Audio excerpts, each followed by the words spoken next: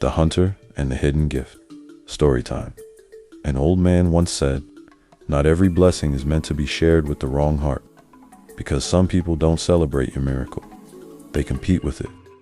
There was once a humble hunter called Yao, a quiet man, with no family and only one friend in the village.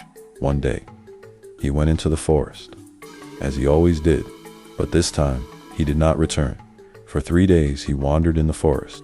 He was lost, alone, and hungry, until he came upon a great tree, tall, ancient, silent, and suddenly a strong wind blew. Yao trembled and hid behind the tree. Then something strange happened. From the sky, a broom descended, and on its own, it began to sweep the ground back and forth until the place was clean. Then it vanished. Moments later, chairs began to descend from the sky. Not one, not two, but many, and among them, one stood apart, a chair fit for a king. The hunter then held his breath out of fear. The next thing Yao saw were short-like creatures who had the form of humans walking towards the chairs under the big tree. As soon as Yao got a good look at them, he realized they were dwarves, dozens of them, and their king took his seat upon the finest chair. They sang, they danced, they performed their rituals as though it was their daily routine, until suddenly the king stopped. "There is a human here," he said, before the hunter could move. He was dragged out, his knees began to shake, and his body was trembling. The dwarf king then asked Yao, "Human, what are you doing in my forest?" Still on his knees, Yao responded, "I am a hunter." He cried, "I am lost. I seek only my way home." The king looked at him and said, "If you are a hunter, where is your hunting pouch?" With trembling hands, the hunter presented it. The king took it and asked, "What does your heart desire?" The hunter bowed low, "I seek only a way home." The king was silent. Then he reached into the pouch, performed his magic, and handed it back. "Do not open it until tomorrow," he warned him, and he showed him the way out. The hunter obeyed. Yao finally emerged from the forest, which had trapped him for days. With a sigh of relief, he went straight home. When he got home, he said a thankful prayer and went straight to bed without thinking much of what he had seen earlier. The next morning, when he opened the bag, it was filled with gold coins, but the hunter did something unexpected. He thought of his only friend and decided to share the gold coins with him. So he divided it into 2 equal parts.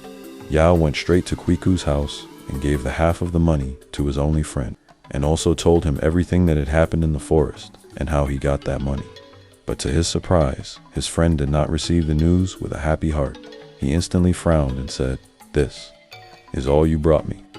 So he arrogantly rejected Yao's gift and said, "Since I know the forest too, I will go and fetch my own money. You can keep your money." He rejected the gift. Pride filled his heart.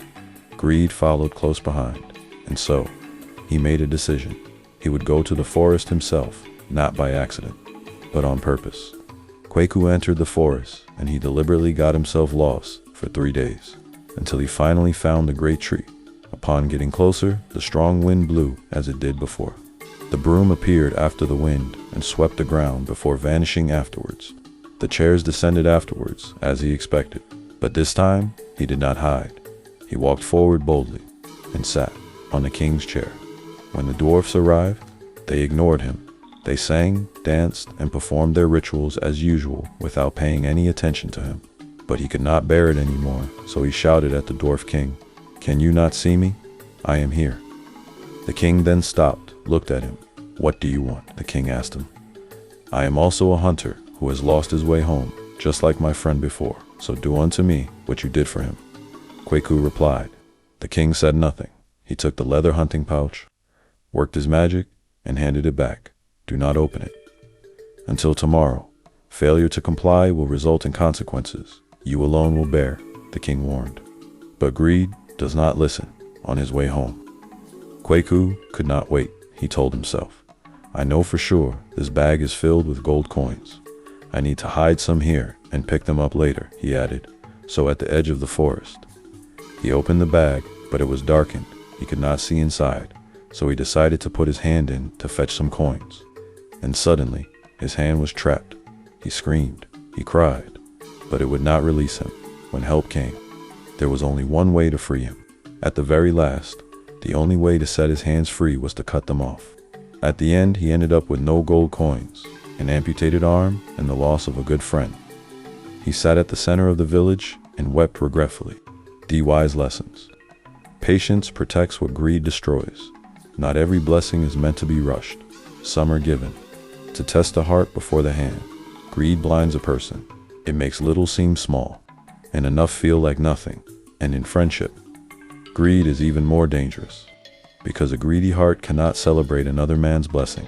It compares, it competes, and in the end, it destroys the very bond it once depended on. The humble man shared what he had, but the greedy man wanted more than his share, and those who try to take more than they deserved often lose what they already have. This is the Midnight Radio, where stories become lessons. Good night.